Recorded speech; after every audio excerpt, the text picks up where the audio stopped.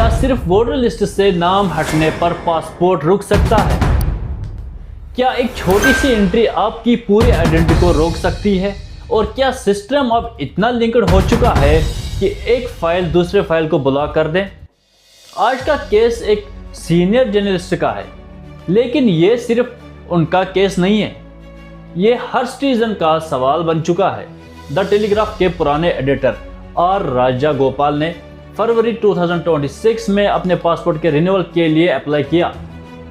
आमतौर पर यह काम 10 से 15 दिन में हो जाता है, लेकिन इस बार 100 दिन से ज़्यादा हो गया है और पासपोर्ट अभी तक रिन्यू नहीं हुआ।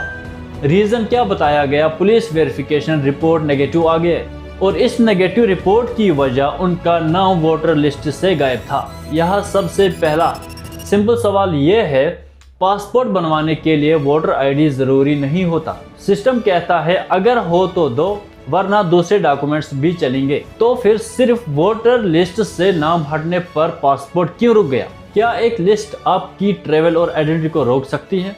राजा गोपाल ने बताया उनके पास सब वैलिड डॉक्यूमेंट्स थे। उनके पास अमेरिका का वैलिड वीज़ा भी था, यानी उनका बैकग्राउंड क्लीन था, ट्रेवल हिस्ट्री भी क्लियर थी, फिर भी उनका पासपोर्ट रिन्यूअल रुक गया। ये बात सिंपल टेक्निकल इशू नहीं लगती। नाम कैसे हटा?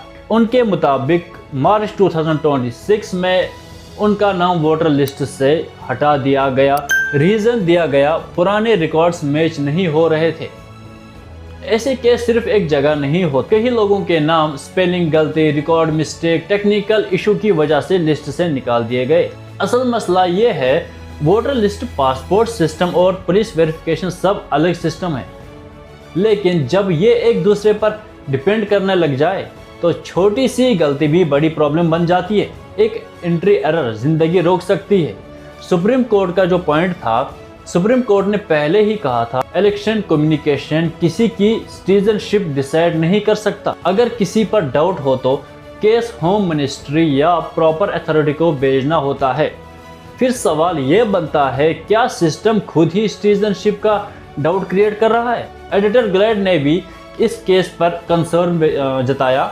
उनका कहना है अगर एक सीनियर जर्नलिस्ट के साथ ऐसा हो सकता है तो आम आदमी के साथ क्या होता होगा? राजा गोपाल का कहना है ये केस उनका पर्सनल इशू के लिए नहीं है। वो ये देखना चाहते हैं अगर एक नॉन जर्नलिस्ट सिस्टम में फंस सकता है तो आम लोग कितने मुश्किल में होते होंगे। अगर वोटर लिस्ट से नाम हट जाए तो राशन रुक सकता है, बेनिफिट्स रुक सकते हैं, वेरिफिकेशन डिले हो सकती है और अब पासपोर्ट भी इफेक्ट हो सकता है। तो फिर सवाल ये है, क्या एक लिस्ट आपकी पूरी जिंदगी कंट्रोल करेगी? यहाँ पे एक इम्पॉर्टेंट पॉइंट है, इस इशू को पॉलिटिक्स से हटकर देखें तो असल बात यह है, मसला सपोर्ट या अपोजिशन का नहीं, मसला सिस्टम की ट्रांसपेरेंसी का है। अगर सिस्टम क्लियर नहीं है तो कोई भी फंस सकता है। आज का सबसे बड़ा सवाल, क्या एक छोटी सी एंट्री गलती आपकी आइडेंटिटी को रोक सकती है?